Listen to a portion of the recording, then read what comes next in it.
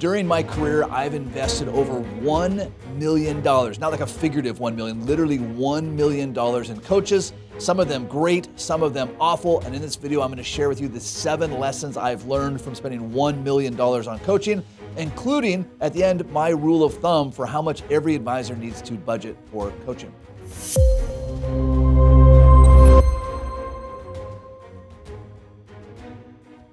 My name is Matthew Jarvis. I built a $2 million a year RA practice with a 2-person team while taking 6 months of vacation.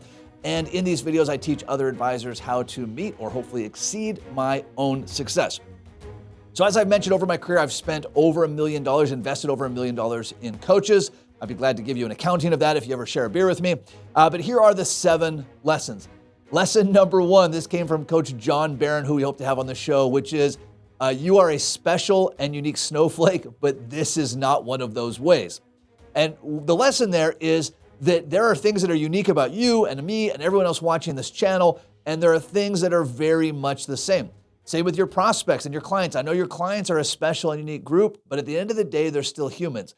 And the reason that's important to remember is that other people have been down this path, right? So I want someone that can see this and identify this. So number 1 lesson is, yes, I'm a special and unique snowflake, at least my mom tells me that, but not in every way. And in those ways where I'm not, that's where I need a coach. Number 2 is that we are all too close to the action to see what's going on. Sometimes this is referred to as you can't see the forest through the trees, which I never quite understood, but you get the idea.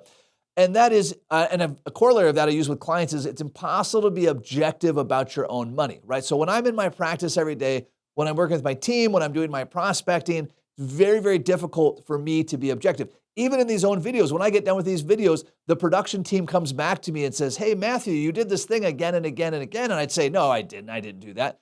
It's like, great, let's play back the video. So we play back the video. Oh, sure enough, I was doing this thing again and again, but I was too close to it to see it. And so a reason I always bring a coach in is I need someone who can step back, who can see the big picture and say, hey, Matthew, like the next step is this way, not that way. Lesson number 3 I learned from coaches, and I don't know why this one takes me so long to learn, which is somebody else has already figured this out. Like unless you're Elon Musk, in which case, hey, Elon, whatever you're trying to do, someone has already done this. And so you can spend a lifetime trying to figure this out on your own, or you can get coached by people that have already figured this out. Let me give you an example of this. Year 5 of my career, my income was $16,000, $16,000. Last year, it was 7 figures. Now, there's other people that are doing 7 figures. I want to learn from those people. But I spent 5 years of my career spinning around in circles trying to get it figured out. And it wasn't until I brought in coaching that I saw my income really start to catapult.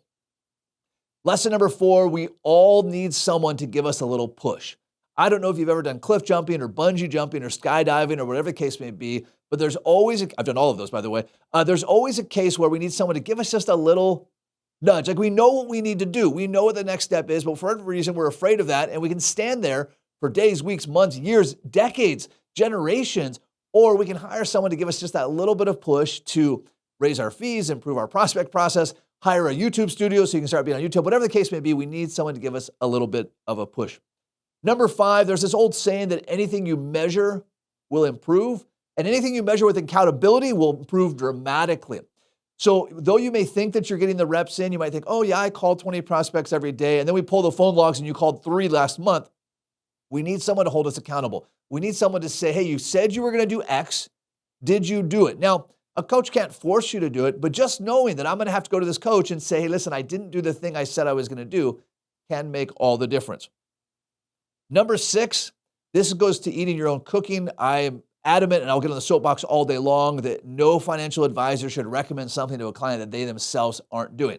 That could be life insurance, estate planning, Roth conversions, investing, whatever it is. Whatever you're recommending to clients, you also need to be doing, which includes coaching. A financial advisor is, at the end of the day, a coach, albeit one with a specific niche and technical skill set. But if you are unwilling to hire a coach for you, you can't expect your clients to be willing to hire you as a coach for them. Now you might think, well, how would they possibly know? They know, right? Like we as humans can sense integrity really well, and we can tell when someone's recommending something to us that they don't believe. And if you don't believe enough in coaching that you're hiring a coach, your clients are going to pick up on that, and they're going to say, hey, why am I going to hire you as a coach? Or we use fancy terms, financial advisor. Okay, Number 7 lesson that I've learned. Now, I mentioned earlier I've spent over $1 million on coaching. I wish I could say that all of that was money well spent. A lot of it was, not all of it. And all of the bad ones, I would have saved an incredible amount of pain if I had followed this one rule, which is only hire a coach who already has something that you want to have. Let me say that again. Only hire a coach that already has something that you want to have.